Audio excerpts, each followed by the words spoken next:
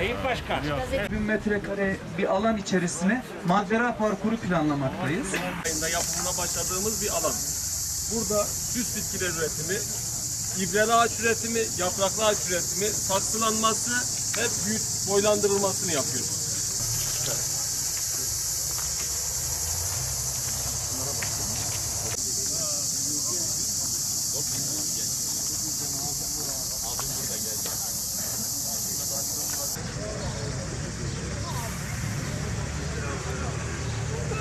Fizik tedaviyi %100'ün, %200'ün üzerinde tedaviye sonuç veriyor.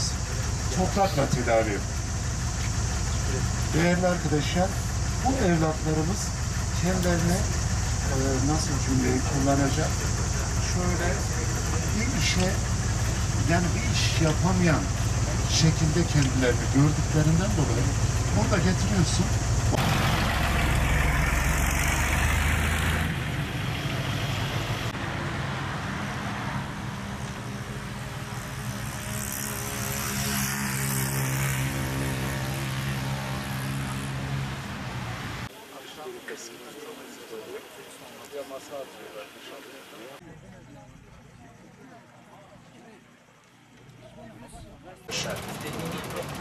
Başka zamanda.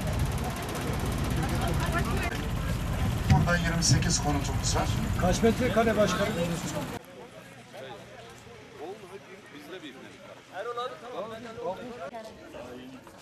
Kadir'ciğim, programdan sonra gidiyor muyuz?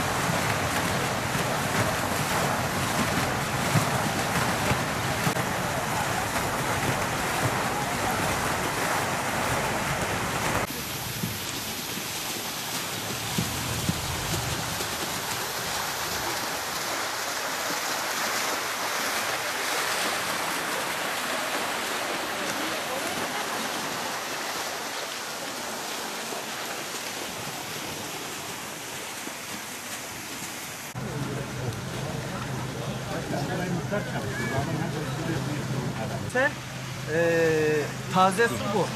Her aile için yeni taze su dolduracağız.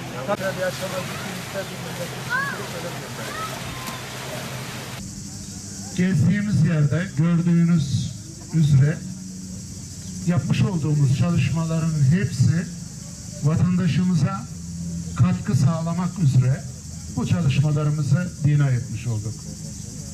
Bilirsiniz ki şehirlerin doğu tarafları genelde batıyla kıyaslandığında biraz daha gelişmede problem yaşarlar.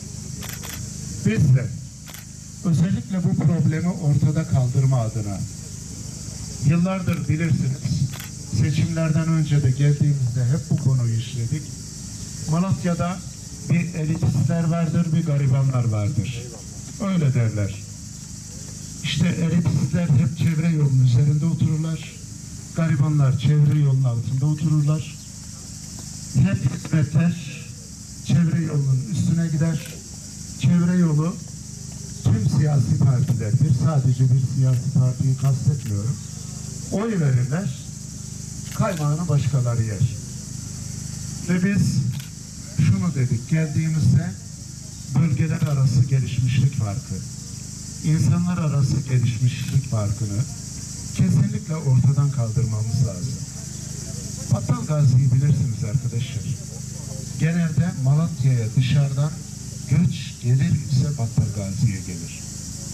Malatya'mız doğuda, bazen vasıfsız falan diyorum da dışarıdan gelen vatandaşlarımız yanlış algılıyorlar da.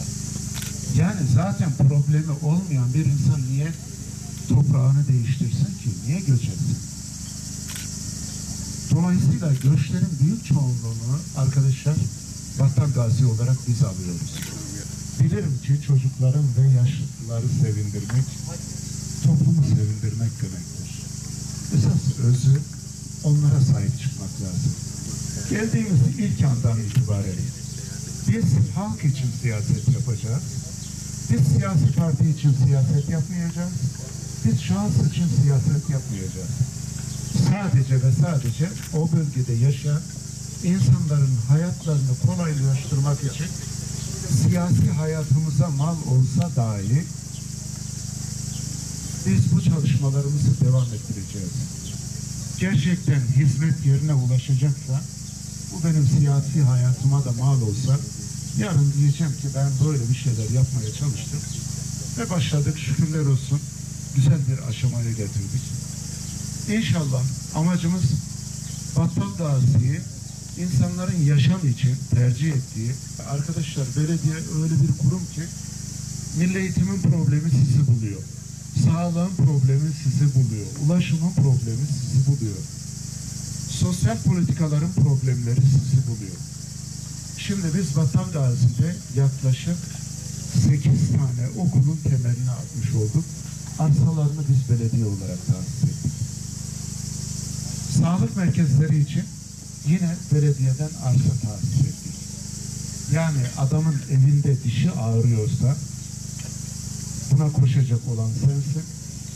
Evinde affedersiniz kanalizasyonu tıkanmışsa koşacak sensin. Suyu gelmiyorsa onun derdiyle ilgilenecek sensin. Biz bu parolayla yola çıktık. Ve şunu söyledik. Aşırı her gün televizyonlara çıkıp reklam yapmaktansa biz gidip vatandaşa dokunacağız. Hizmeti vatandaşın ayağına götüreceğiz. Takdiri de biz vatandaştan alacağız.